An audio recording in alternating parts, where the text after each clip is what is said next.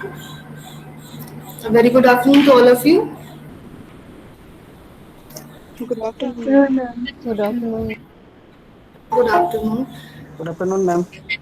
Good afternoon, Alu. Afternoon, ma'am. Good afternoon, good afternoon. बेटा आप लोगों को जैसे कि पता ही है कि measurement evaluation and statistics in education की क्लास में आज हम लोग अपना सिलेबस का जो कंसर्न यूनिट्स थी उनमें से आज लास्ट टॉपिक पढ़ेंगे। और आज का टॉपिक है आपका मैन विटनी यू टेस्ट। जैसे कि हम लोग अभी तक पैरामीट्रिक टेस्ट और नॉन पैरामीट्रिक टेस्ट पढ़ रहे थे। पैरामीट्रिक टेस्ट में हमने एनोवा टेस्ट, टी टेस्ट पढ़े। टी टेस्ट के भी डिफरेंट डिफरेंट सिचुएशंस में कैसे अप्लाई किया था ये पढ़ा, एनोवा पढ़ा। नॉन पैरामीट्रिक में हमने मीडियन पढ़ लिया, काई स्क्वायर पढ़ लिया। आज हम पढ़ेंगे मैन विटनी यू टेस्ट के बारे में। ठीक है, तो मैं आप सभी के साथ अपना प्रेजेंटेशन शेयर कर रही हूँ।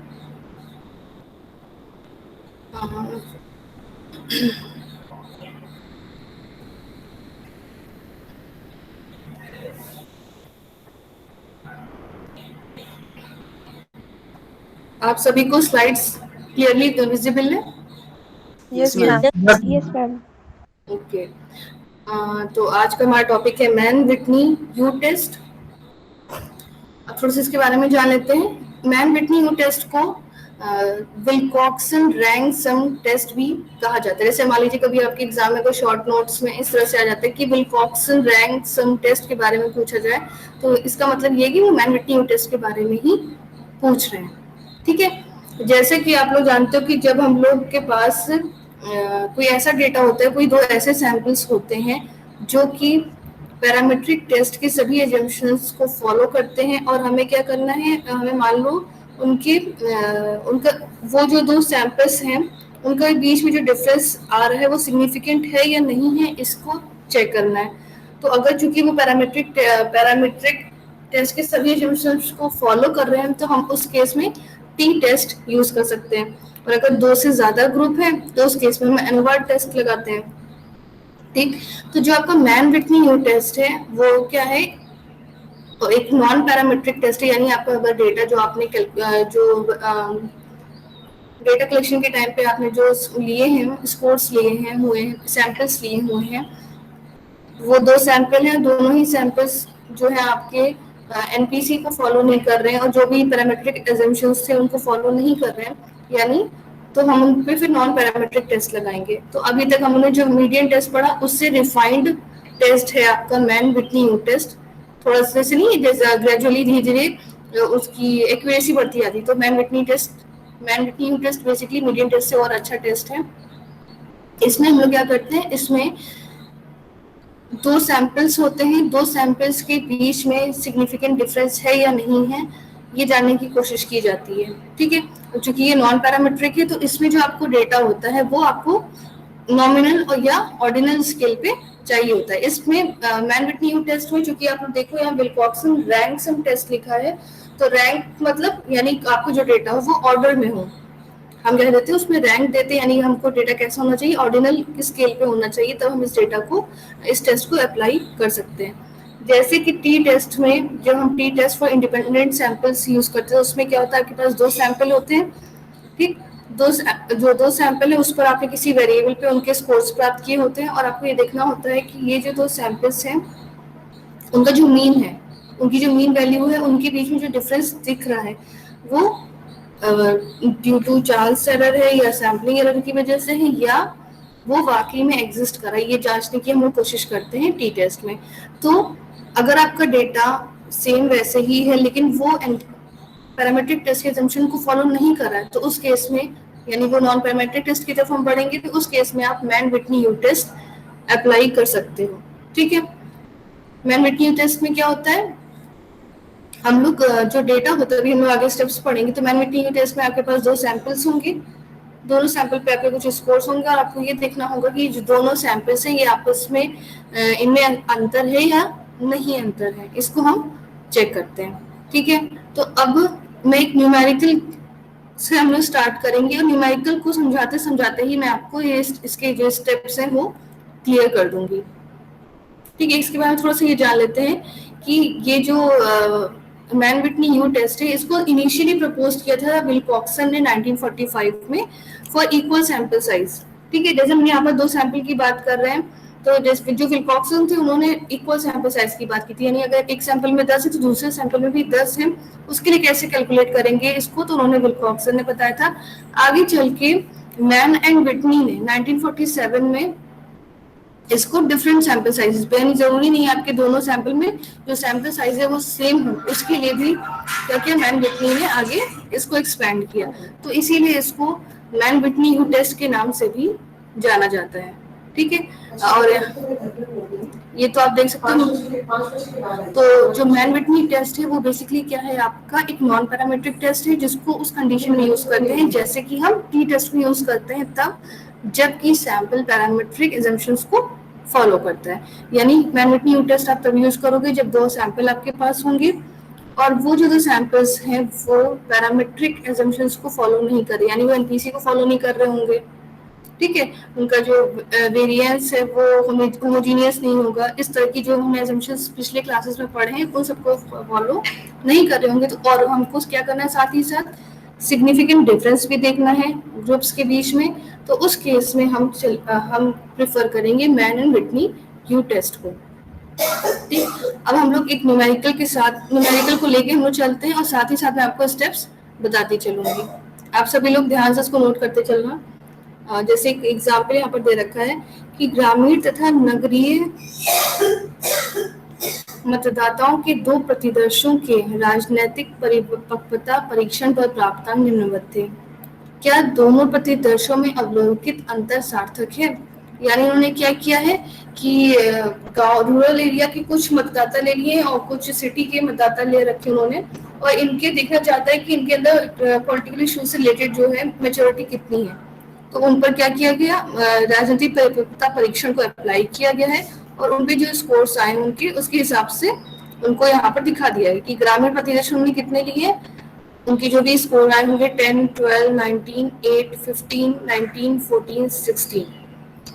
ठीक, नगरीय प्रतिदर्श 19, 18, 10, 12, 11, 9, 20, यानी ये इनकी परिपक्वता परीक्षण पर आए प्राप्तांक है। ठीक है, अब हमें ये चेक करना है कि ये ग्रामीण प्रतिदर्श यानी जो ग्रामीण लोग हैं उनकी और जो नगर के लोग हैं उनकी राजनीतिक परिपक्वता में कोई सार्थक अंतर है या नहीं है, इसको हमें चेक करना है। ठीक, तो अब इसको कैसे चेक करेंगे? सबसे पहले फर्स्ट हमारा हमेशा यही रहा है कि हम क्या करते हैं, नल हाइपोथेसिस का फॉर्मुलेशन करते हैं। आपसे पूछा गया ना क्या दोनों प्रतिदर्शों में अवलोकित अंतर सार्थक है? ठीक है, अब आपको क्या करना है, नल हाइपोथेसिस का फॉर्मुलेशन करना है। तो नल हाइपोथेसिस क्या होगी, सभी लोग अपनी कॉपी में स्टेप 1 लिखेंगे नल हाइपोथेसिस। आप सभी लोग मुझे बताओ कि नल हाइपोथेसिस क्या होगी इस केस में।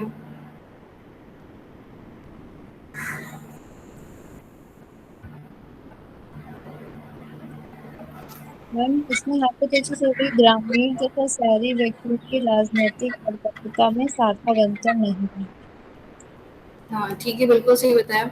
तो आपको क्या हो जाएगा नल हाइपोथेसिस कि ग्रामीण तथा नगरीय मतदाताओं के राजनीतिक परिपक्वता में सार्थक अंतर नहीं है, यानी दोनों की जो राजनीतिक परिपक्वता है वो सेम है। ठीक है, ये आपका हो जाएगा। अब नेक्स्ट काम हम लोग क्या करते हैं, आप लोग आगे हम लोग चलते हैं, इस तरह से एक टेबल बनाते हैं।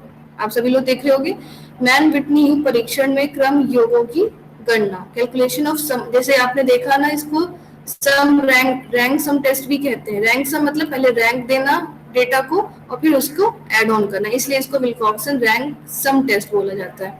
तो आपको आप फर्दर क्या करना है, इस तरह की एक टेबल बनानी है जिसमें हम क्या कर रहे हैं, फर्स्ट सैंपल के जो स्कोर्स है उनको एक तरफ लिख रहे हैं और फिर फर्स्ट सैंपल पहले आप लोग क्या करो, एक बड़ा सा रेक्टेंगल बनाओ, उसको दो भाग में डिवाइड करो, फिर एक भाग में लिखो फर्स्ट सैंपल, दूसरे भाग में लिखो सेकंड सैंपल। ठीक, फिर फर्स्ट सैंपल के जो स्कोर्स है उनको एक तरफ लिखेंगे और उसी में एक दूसरा कॉलम खींचेंगे रैंक का। रैंक यानी हमको जो ऑर्डर दे रहे हैं, जैसे कि आप लोगों ने स्पीयरमैन कोरिलेशन कोफिशिएंट निकालते समय किया होगा। स्पीयरमैन का रैंक कोरिलेशन कोफिशिएंट है, उसमें वो रैंक देते, बिल्कुल वैसे ही काम हमें यहाँ पर भी करना है। प्राप्तांक आप लिखोगे, अभी रैंक कुछ रैंक लिखकर ऊपर नीचे छोड़ दो, अभी हम लोग रैंक कैसे देनी है हम लोग ये देखेंगे। फिर ऐसे ही सेकंड सैंपल में आप लोग स्कोर्स को देख लो, लिख दो, फिर मैं बताती हूँ। आप इतना काम करो, टेबल ड्रॉ करो, फर्स्ट सैंपल और सेकंड सैंपल के जो स्कोर्स है उनको लिखो और रैंक की हेडिंग डाल के अभी आप लोग इतना काम करो। आप लोग थोड़ा सा समय ले लो, इसको करो, फिर मैं आगे बताती हूँ कैसे करते हैं। स्टेप बाय स्टेप चलेंगे बिल्कुल आराम से।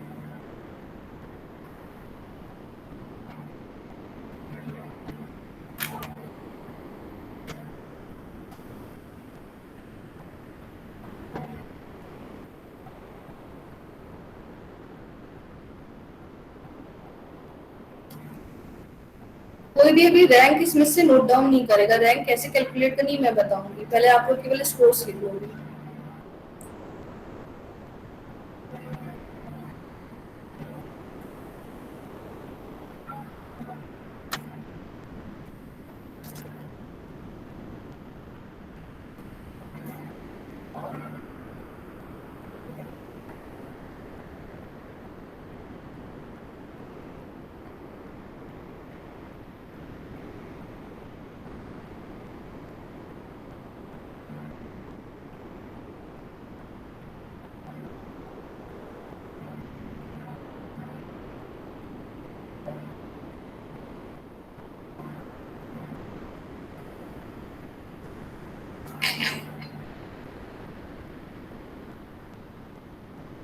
आप सभी लोग भी नोट डाउन कर लिया इतना काम?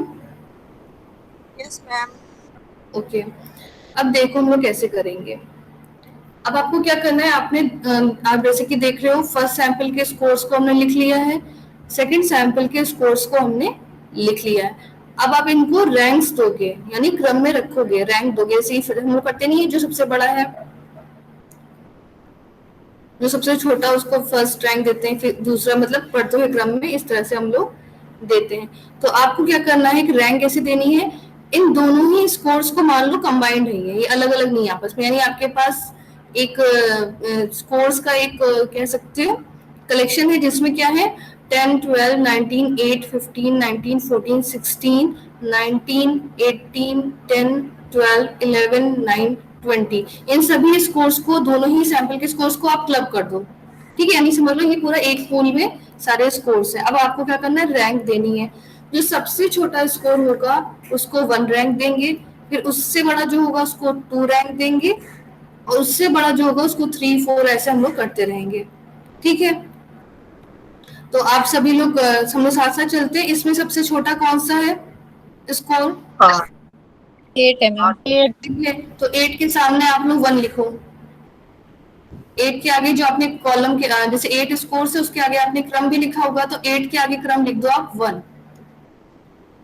और रैंक को हम लोग जैसे फर्स्ट सैंपल है तो हम लोग आर को क्या लिख देंगे, R1 लिख देंगे। ऐसे ही सेकंड सैंपल में आप यहाँ आर, चुकी यहाँ केवल R लिखा है, आप R2 लिख सकते हो, ठीक है। नीचे देखिए लिखा, ऊपर शायद ये लोग भूल गए हैं, स्प्रिंट है। तो हम क्या करेंगे, 8 को 1 दिया, 8 के बाद कौन सा स्कोर आ रहा है? 9 10 हाँ, ठीक है, 9, तो 9 10 है 10 9 भी तो है। सेकंड अंजना उसमें अच्छा मैम देखो, इधर हाँ, ओके पूरा सबको मिला के यस देखना है, मैम सबको यस मिला मैम के देखना। तो 9 को आप 2 रैंक दे दोगे, जैसे कि देखो इसमें लिखा हुआ है, ठीक। इसके बाद 9 के बाद क्या आया? 10। अब ये देखो कि 10 आपका, देखो इधर भी है 10, 2 बार आ रहा है ना, यहाँ पर भी 10 आ रहा है और यहाँ पर भी 10 आ रहा है, ठीक है। Yes, अगर ma'am. आप लोगों ने इस पेयर कोरिलेशन किया होगा तो आप लोगों को पता होगा, जैसे कि हम कहाँ तक गए, सेकंड रैंक तक गए, ठीक। अब सेकंड रैंक के बाद क्या आएगी, तीसरी रैंक आएगी, ठीक, और तीसरी के बाद चौथी आएगी। तो यहाँ पर चूंकि 9 के बाद 10 10 2 बार आया हुआ है, तो आप क्या करो कि दोनों को एक, अगर हम असाइन कर रहे होते तो हम क्या करते, 3 और 4 लिखते, ठीक। लेकिन चूंकि दोनों नंबर सेम, जब भी नंबर सेम आ जाते हैं तो हम क्या करते हैं, उनका एवरेज निकालते हैं। कैसे? जैसे मान लो इस 10 को हम 3 रैंक दे रहे हैं और इस 10 को 4 दे रहे हैं, या इस 10 को 3 दे रहे हैं, इस 10 को 4 दे रहे हैं, तो 4 + 3 कितना हो जाएगा? एवरेज, मतलब जितने भी नंबर्स हैं उनका टोटल और divided by number of scores. Ma'am 7 से कर देंगे 2 डिवाइडेड बाय 7। हाँ, 7/2 हो जाएगा, ठीक। अब 7/2 की वैल्यू कितनी आएगी? 3.5। 3.5। तो आप क्या करोगे, 10 के आगे इधर भी 3.5 लिखोगे और 10 के आगे इधर भी 3.5 लिखोगे। ये आप लोग याद रखो कि जब भी अगर क्या होता है, जब रैंक देते समय ये कोरिलेशन कोफिशिएंट अगर आप लोगों ने कैलकुलेट किया तो आपको ये आइडिया पहले से ही होगा, लेकिन कोई बात नहीं, अगर आप लोग को भी फिलहाल नहीं है रिकॉल हो रहा है तो इतना आप लोग ध्यान रखो कि हमारे पास स्कोर से हम उन्हें रैंक देते हैं। रैंक फर्स्ट रैंक स्टार्ट करते हैं सबसे छोटे स्कोर से, ठीक है।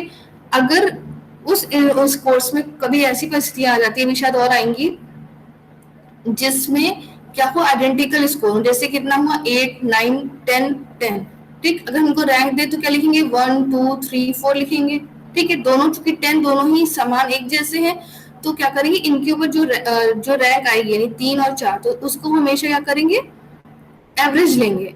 अब जैसे हो सकता था कि 10 3 बार आता 10 10 10 तो उनकी रैंक क्या होती है 3 4 5, तो आप क्या करते 3 4 5 को प्लस करते और फिर उसे 3 से डिवाइड करते, तब जो वैल्यू आती है वो उन सभी 10 के सामने आप उनकी रैंक को लिख देते। ये वाला कॉन्सेप्ट समझ में आया? मेनली इसमें रैंक का Yes, ma'am. ठीक है। तो हम क्या कर रहे हैं हमने, लेकिन आपको ये याद रखना कि हम किस रैंक तक पहुंच गए थे, हम पहुंच गए थे 4 तक, ठीक है। ये समझ में आ रहा ना? 10 इसको आपने 3 दिया, इसको 4 दिया, अब चूंकि सेम है तो आप 3 और 4 को प्लस करोगे और इसको 2 से डिवाइड करोगे क्योंकि यहाँ पे सिर्फ 2 ही 10 है, ठीक है। एवरेज निकालना है बेसिकली। अब 5वीं रैंक किसको देंगे हम? मैम 11 को। ठीक है, फिर 6th रैंक क्या होगी? 6th रैंक मैम देखो 12 मैम 2 बार है। 12 2 बार है, ठीक है। तो अब फिर से देखो यहाँ पर 11 को हमने क्या दी 5th रैंक दी। अब 2 बार चूंकि 12 है तो एक को 6 मिलेगी रैंक, एक को 7 मिलेगी, क्योंकि सेम है दोनों तो हम क्या करेंगे इनकी रैंक को का एवरेज करना है, तो 6 + 7 डिवाइडेड बाय 2। ये समझ में आ रहा है आपको? Yes ma'am. यस मैम, ये कोरिलेशन में एक बार शायद प्रताप सर बताए थे। हाँ, तो ये आप लोग को इस मैंने मैं तेजी से बोल रही हूँ ना, बस जब हम लोग रैंक कोरिलेशन मेथड यूज करते हैं तो हम लोग यही काम करते हैं। जी तो मैम। आप क्या करोगे जो भी इनके जैसे 6 और 7 को प्लस करोगे, अब चूंकि 12 2 ही बार है तो हम क्या करेंगे इनको ऐड ऑन करेंगे और 2 से डिवाइड करेंगे, तो वैल्यू कितनी आ गई आपकी 6.5। तो इन दोनों के ही सामने आपको 6.5 6.5 लिख दो, ठीक है। यहाँ तक हो गया। अब आगे हम लोग बढ़े, आगे रैंक देनी है हमें। आगे किसको रैंक मिलेगी और क्या मिलेगी? मैम 14 को मिलेगी 8। ठीक है, 14th को 8 मिल गई। अब इसके बाद 9th रैंक किसको मिलेगी? 15 को। इसी तरह 10th रैंक आपको मिलेगी 16 को मैम। ठीक है। इसी तरह आप लोग आगे मुझे बताते चलो 11 किसको मिलेगी? मैम 18 को। ठीक है। 12 19 मैम 19 2 बार है। 19 को 3 बार। 19 3 बार है, अच्छा 3 बार है मैम, 3 बार। ठीक है। 19 कितना है? 3 बार है। तो अब हम क्या करेंगे, अब 19 पे कौन सी रैंक आ रही थी? 18 तक, 18 तक 11 आई है, 19 पे आएगी 12 13 14 12 13 14 हाँ, तो डिवाइडेड 12 13 14 को आप ऐड ऑन करोगे, उसको 3 से डिवाइड करोगे। क्यों? क्योंकि यहाँ पर 19 आपका 3 बार आ रहा है, तो डिवाइड करके मुझे बताओ कितना वैल्यू आ रहा है? 13 13। तो जितने भी 19 है उन सभी के सामने क्या हो जाएगा आपका 13 वैल्यू आ जाएगी, ठीक है। उन सभी के आगे आप 13 लिख दो। अब हम लोग कहाँ तक गए थे? 12 13 14। अब यानी 15th रैंक देनी है हमें, तो 15th रैंक किसको दी जाएगी? 20 को। ठीक है। फिर अब सबको मिल गया कि अभी बाकी है? हो गया, मिल गया सबको मैम, हो गया सबको मिल गया, ठीक है। तो हम आप हमेशा स्टेप क्या हो गया? फर्स्ट स्टेप हमारा हो गया formulation of null hypothesis. Second आपका क्या होगा? Assigning rank to the scores in combined manner, मतलब कि आपके पास जितने भी स्कोर्स हैं, चाहे फर्स्ट सैंपल हो चाहे सेकंड सैंपल हो, उन सबको मिला करके हमें रैंक देनी है। और फर्स्ट रैंक की स्टार्टिंग जैसे हम लोग कहते हैं ना, first rank mostly first rank उसको दी जाती है जिसके मार्क्स ज्यादा हों, क्लास में यही हैबिट होती है हमारी। लेकिन जब हम लोग रैंक दे रहे हैं इस समय, तो हम लोग क्या करेंगे, जो सबसे लोएस्ट स्कोर होगा उसको 1 रैंक देंगे, और फिर मतलब कह सकते हो असेंडिंग ऑर्डर में चलेंगे हम लोग, और जैसे जैसे बढ़ता जाएगा उसकी स्कोर करते रहेंगे। अब कहीं जैसे अभी यहाँ पर भी इस केस में आया कि 10 2 बार आया, और 10 पर को रैंक देनी थी 3 और 4, तो हम क्या करेंगे, जो रैंक्स आएंगे उनका एवरेज निकाल लेंगे और उन दोनों ही संख्याओं के सामने वो वैल्यू लिख देंगे। यहाँ तक क्लियर है आप सभी को? Yes ma'am ma'am. एक बार और बता दीजिए। हाँ नेहा यस बताओ, मैम क्लियर है। किसी को कोई क्वेरी है? No ma'am. अभी अच्छा, किसी ने अभी कुछ कहा था, मैं सुन नहीं पाई हूँ। मैम रैंक के बाद फिर क्या करेंगे, एक बार और समझा दीजिए। हाँ रैंक के बेटा, बाद अब रैंक की बात हम लोग चल रहे हैं ना, हम लोग एक एक स्टेप। फर्स्ट हो गया आपका formulation of null hypothesis, second step हो गया assigning ranks considering scores in combined manner. ठीक, अब आपको क्या करना है, सिंपली सभी को ऐड ऑन करो। N1 की N1 क्या है आपका, sample size in first sample, sample size of first sample, तो यहाँ पर कितनी संख्या है, 8 आपने लिख दी। अब हमें क्या करना है, इस रैंक को ऐड ऑन करना है, तो अब इन सभी को प्लस करो, कितनी वैल्यू आ रही है। इसको मैंने कहा ना, यहाँ पर R लिखा है लेकिन आप लोग R1 लिख लो, और हमें यहाँ पर सिग्मा R1 मतलब इन सभी रैंक्स का टोटल। आपने वैल्यू कैलकुलेट करके बताओ मुझे क्या आ रही है, जैसे यहाँ दिख रही होगी आपको, लेकिन फिर भी आप लोग खुद कैलकुलेट करो इसको। 64 आ रही है, ठीक है। इसी तरह आपका जो सेकंड सैंपल है उसमें N2 की वैल्यू कितनी है, इसको हम देख लेंगे कितने स्कोर्स है हमारे पास। ठीक, तो ये हो गया आपका 7। अब इसी तरह ये जो दूसरा सैंपल है तो उसकी रैंक्स को हम R2 बोलेंगे। फिर यहाँ पर हम सिग्मा R2 की वैल्यू निकालेंगे। सिग्मा R2 मतलब जो सेकंड सैंपल को हमने रैंक्स दी उसका टोटल, तो इसको टोटल कर लो आप सभी लोग।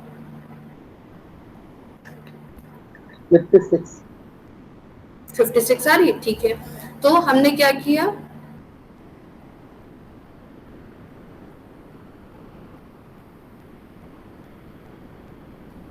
हमने क्या किया अभी तक, नल हाइपोथेसिस बनाई, रैंक असाइन की सभी नंबर्स को कंबाइन करके, और फिर R1 सिग्मा R1 और सिग्मा R2 की वैल्यू निकाली, और N1 N2 की वैल्यू कैलकुलेट कर ली।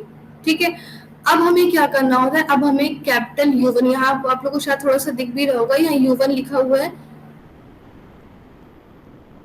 हाँ, यहाँ U1 तथा U2 की गणना करने पर, तो नेक्स्ट स्टेप क्या होगा, calculate the value of capital U1 and capital U2। जैसे होता है ना मैन विटनी U टेस्ट, तो यहाँ पर आप क्या करोगे, फर्स्ट सैंपल के लिए जो वैल्यू निकालोगे U की उसका U1 कहेंगे, और जो सेकंड के लिए निकालोगे उसको U2 करेंगे।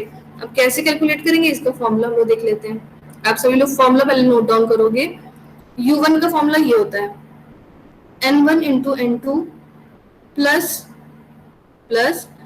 N1 ब्रैकेट में N1 plus 1 upon 2 minus sigma R1। अभी सभी लोग पहले केवल फॉर्मूला नोट करेंगे, वैल्यूज हम लोग भी बाद में पुट करेंगे। U1 का फॉर्मूला पर नोट करो, N1 N2 plus N1 bracket N1 plus 1 by 2 minus sigma R1। और जब एक अगर आपको फॉर्मूला याद हो गया तो दूसरा फॉर्मूला भी मैं आसानी से याद हो जाएगा। आपको सिंपली क्या करना है, U1 का फॉर्मूला याद है, U2 में क्या होगा, फर्स्ट जो आपका टर्म है वो सेम है, N1 N2 प्लस, अब बस चेंज क्या होगा, जैसे यहाँ N1 N1 था और यहाँ R1 था, वहां हर जगह 2 2 हो जाएगा, N2 ब्रैकेट में N2 plus 1 by 2 minus sigma R2। ठीक है,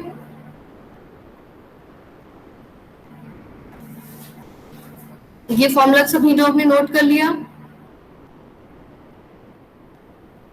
यस मैम। ठीक है, प्रीति, आस्था, अंजना, राज, लक्ष्मी, यहाँ तक क्लियर है सभी को? यस मैम हो गया। Yes ma'am. ठीक है, अब हम लोग आगे बढ़ते हैं। अब देखो हमें क्या चाहिए, अब हमें U1 और U2 को की वैल्यू कैलकुलेट करनी है। तो हमारे पास N1 की वैल्यू भी है, N2 की वैल्यू भी है, और हमने समेशन R1 और समेशन R2 की वैल्यू भी कैलकुलेट कर ली है अभी ऊपर टेबल पे। तो आपको सिंपली क्या करना है, U1 की वैल्यू कैलकुलेट करनी है। तो आप क्या करोगे, N1 N2 यानी N1 की वैल्यू 8 है इंटू 7 जो कि N2 की वैल्यू है, प्लस N1 की वैल्यू आपकी 8 है इंटू n1 प्लस 1 यानी 8 प्लस 1 9, तो 8 into 9 upon 2 minus sigma r1 की वैल्यू भी हमने कैलकुलेट की है, कितनी आ रही है 64। तो आप इस सबको पुट करके मुझे बताओ u1 और u2 की वैल्यू आप सभी की क्या आ रही है। सभी के पास सारी वैल्यूज हैं। अभी 1 मिनट आप लोग रुक जाओ, पहले सभी लोग कर ले, हम साथ में लेके चलेंगे।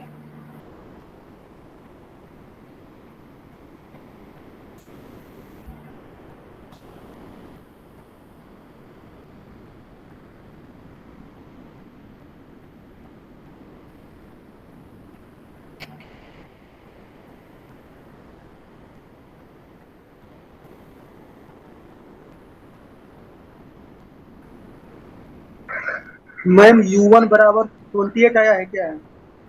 अच्छा ठीक है राज, और u2 कैलकुलेट करो। दोनों ही ma'am U1 is equal to मेरा भी 28 मैम आ रहा है। दोनों ही 28 आ रही हैं। 28 आ रही है, ठीक है। अब देखो, अब यहाँ थोड़ा सा आप लोग को समझना होगा, ये जो न्यूमेरिकल इसमें तो ऐसा हो रहा है कि दोनों की वैल्यू 28 आ गई है, ठीक है। बाई चांस यहाँ पर बाई चांस 28 आ गई है, लेकिन जैसे मान लो कोई और दूसरा न्यूमेरिकल होता और u1 की कुछ डिफरेंट आती है, u2 की कुछ और आती है। जैसे मान लो u1 की 28 है और यहाँ u2 की मान लो आती 30 आती, ठीक है। तो आप लोग हमेशा याद रखो, मैन विटनी यू टेस्ट है, तो हमें क्या करना है, यू की वैल्यू कैलकुलेट करनी है, ठीक है। और हमारे पास क्या है, u1 और u2 है, तो u की वैल्यू कैसे कैलकुलेट होगी,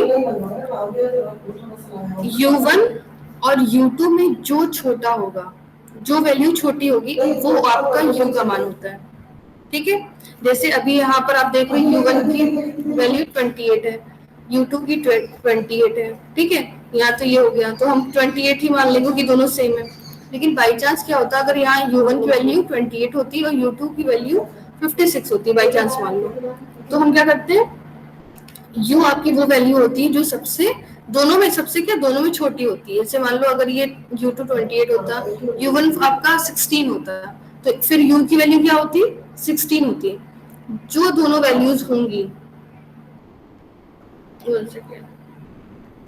हाँ, जो दोनों वैल्यूज आएंगी u1 और u2 की, उसमें जो छोटा होगा उसे आप कंसीडर कर लोगे u के रूप में, ठीक है। हमारे पास ये हो गया आपकी, यहाँ पर लिखा ना, अतः u बराबर 28, यानी u की कैलकुलेटेड वैल्यू कितनी आ गई 28, ठीक है। यहाँ तक किसी को कोई क्वेरी समझने में दिक्कत हो रही है कि u की वैल्यू कैसे निकलेगी, तो आप एक बार फिर से, यहाँ तक क्लियर है सबको? Yes ma'am. ठीक है, आपको क्या करना है, सिंपली u1 और u2 की वैल्यू कैलकुलेट करनी है, उसमें जो छोटा होगा, जो वैल्यू छोटी होगी वो आप उसको u की वैल्यू कह दोगे, ठीक है। अब हमेशा की तरह हम क्या करते हैं, एक तो कैलकुलेटेड मैनुअली कैलकुलेट करते हैं, और एक वैल्यू हम लोग क्या करते हैं जिससे हमें कंपैरिजन करना होता है, वो आप इसमें देखते हो टेबल के थ्रू, टेबल में। तो अब क्या करेंगे हम लोग, टेबुलेटेड वैल्यू देखेंगे u की। तो जो मैन विटनी यू टेस्ट में जो टेबुलेटेड वैल्यू देखने का तरीका है, उसके लिए हमें किसकी जरूरत पड़ती है, लेवल ऑफ सिग्निफिकेंस। हाँ, आप स्टार्टिंग में लेवल ऑफ सिग्निफिकेंस हम डिसाइड कर लेंगे, यहाँ पर भी हमने मिस कर दिया। मान लो 0.05 है हमारा, ठीक है। तो हम क्या करेंगे, 0.05 लेवल ऑफ सिग्निफिकेंस पर n1 और n2 देखते हैं। n1 और n2, यहाँ डिग्री ऑफ फ्रीडम ना होके n1 n2 की वैल्यू देखते हैं। जैसे कि मैं आपको टेबल दिखाती हूँ, ये टेबल है, ठीक है। जैसे आप लोग देख रहे हो ना, man critical values of u, एक मिनट इसको नोट कर दो। अब क्लियर दिख रही है सभी को? Yes ma'am. ठीक है, हमें आप लोग ऐसे देख सकते हो ना, critical values of u in Mann Whitney test, ठीक। तो यहाँ पर साइज ऑफ सैंपल लिखा हुआ है n1 और size of smaller size of larger N. अब जैसे आप लोग का क्वेश्चन हो सकता है कि n1 किसको माने, n2 किसको माने, ठीक है।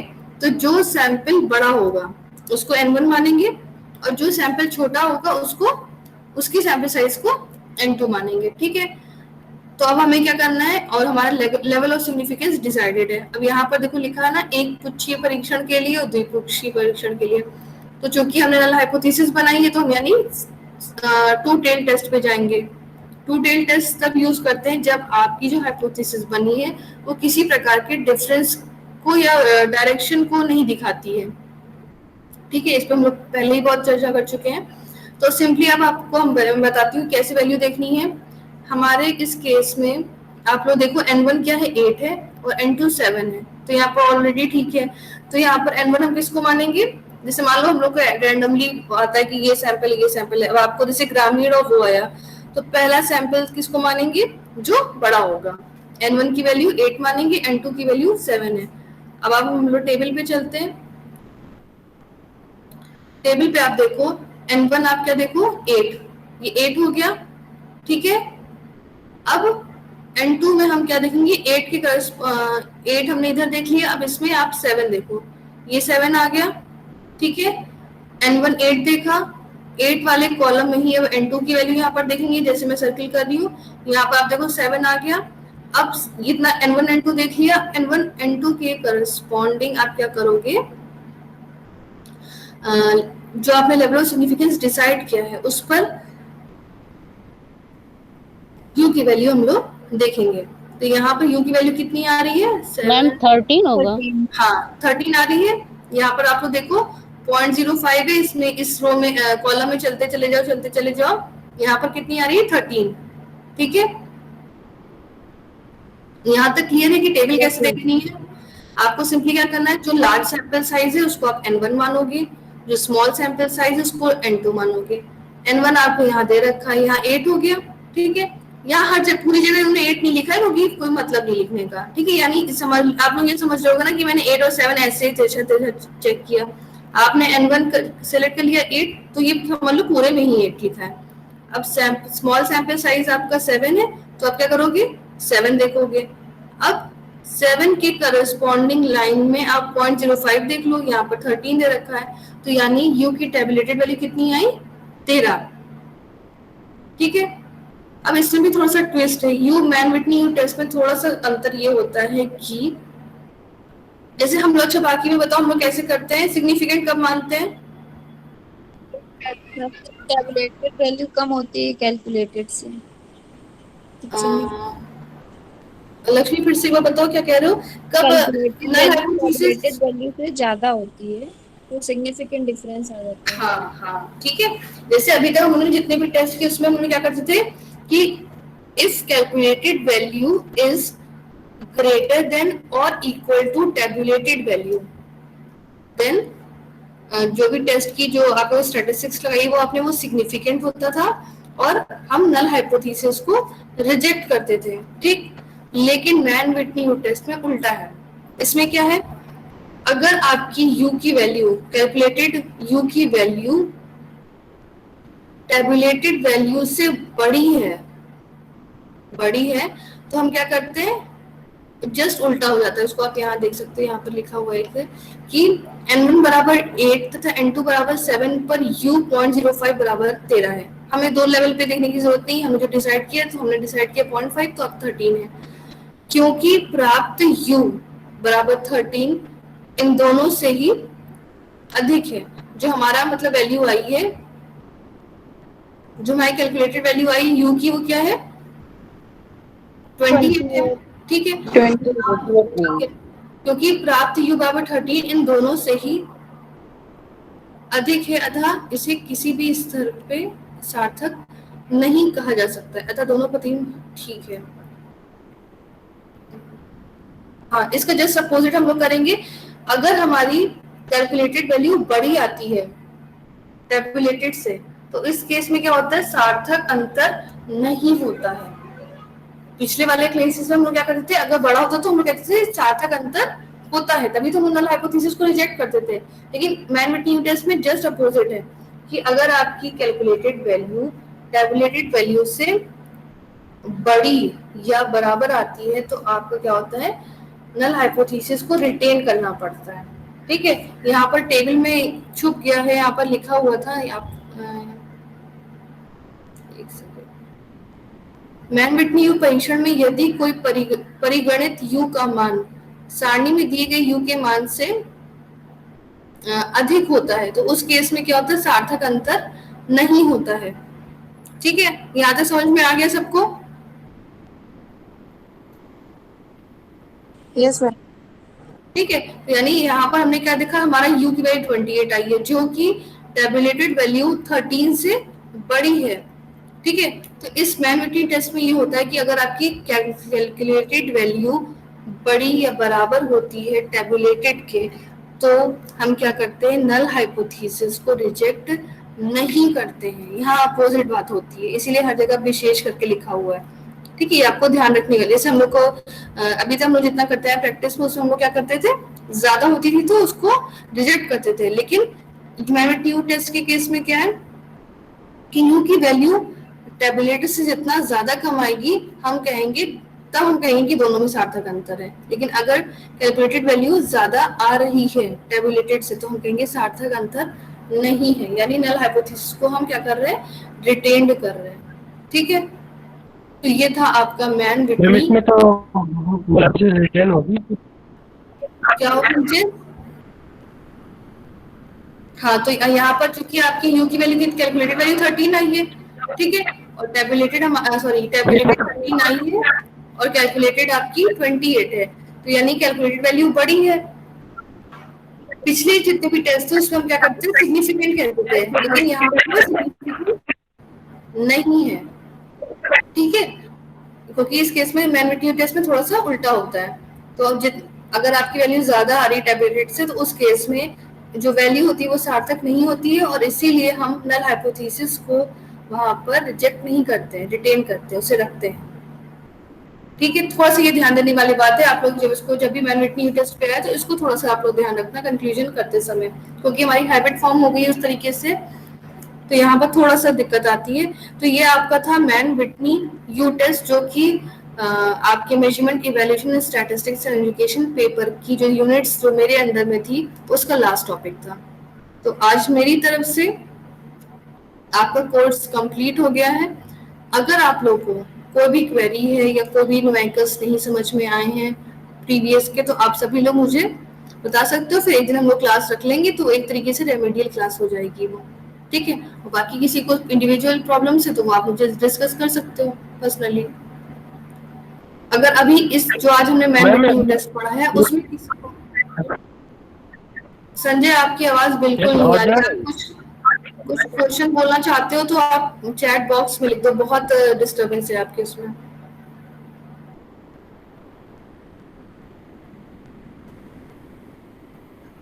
मैम एग्जाम में तो बहुविकल्पी क्वेश्चन आएंगे ना?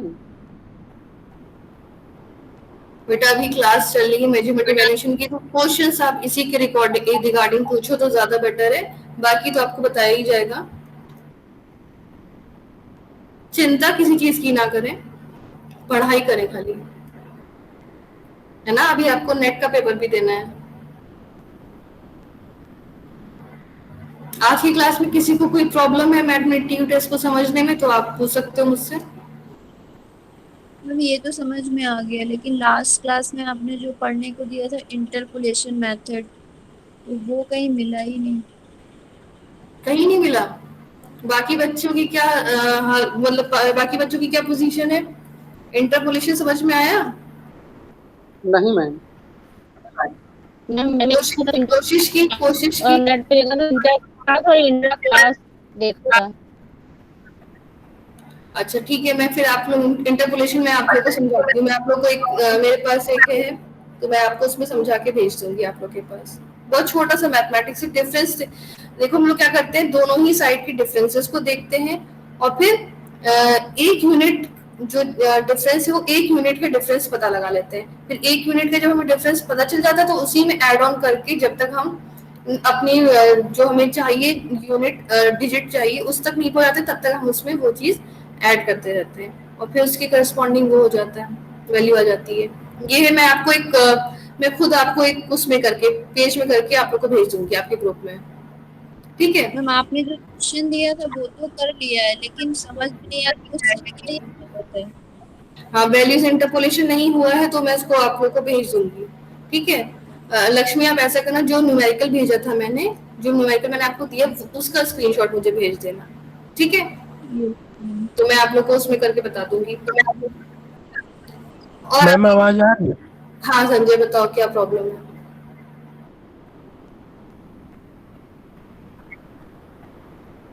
कोई क्वेरी है बेटा? मैम वो जो मॉनिटरी टेस्ट का जो टेबल एक बार मान विटनी टेस्ट का जो टेबल है उसको देखना फिर से बता दीजिएगा। अच्छा ठीक है। मैन विटनी टेस्ट में आप लोग जैसे देख सकते हैं क्या होता है, हमारे पास लेवल ऑफ सिग्निफिकेंस होना चाहिए वैल्यूज देखने के लिए, और आपकी N1 और N2 यानी दोनों ही सैंपल के साइजेस। N1 आपका वो सैंपल साइज है जो कि बड़ा है, ठीक है। 2 सैंपल दे रखे, उसमें से जो बड़ा सैंपल साइज होगा वो उसको आप N1 मानोगे। जो छोटा सैंपल साइज होगा, जैसे मान लो आपके पास एक सैंपल उसमें 10 लोग हैं, एक सैंपल है उसमें आपके 20 लोग हैं, तो N1 किसको मानेंगे 20 को, N2 किसको मानेंगे 10 को। अब आप यहाँ देख सकते हो जैसे इस केस में N1 आपका 8 था और स्मॉल सैंपल साइज क्या था आपका 7 था, ठीक है। तो 8 और 7 हो गया, 8 और 7 के करस्पॉन्डिंग अब आप 0.05 लेवल ऑफ सिग्निफिकेंस वाली कॉलम को देखोगे। अब 7 से जो कोइंसाइड कर रहा है, यहाँ 13 है, तो ये आपकी हो जाएगी वैल्यू यू की टेबुलेटेड वैल्यू। ठीक है संजय, समझ में आ गया आपको ये कॉन्सेप्ट? यस मैम आ गया। मैम ये टेबल भी सेंड कर Thank you, दीजिए, ma'am. ये टेबल नहीं है। अच्छा तो मैं अभी जस्ट भेज रही हूँ, एक पिछली बार मैंने भेजी थी शायद पहुंच गया, तो अभी इसको भी मैं भेज रही हूँ, ठीक है। आप लोग नेट पे देख सकते हो, लेकिन मेरे पास है अभी फिलहाल, तो मैं आपको सेंड करती हूँ ग्रुप में। और किसी को कुछ क्वेरी है इस मैन विटनी टेस्ट के रिगार्डिंग, कैलकुलेशन के रिगार्डिंग, तो आप पूछ सकते हो।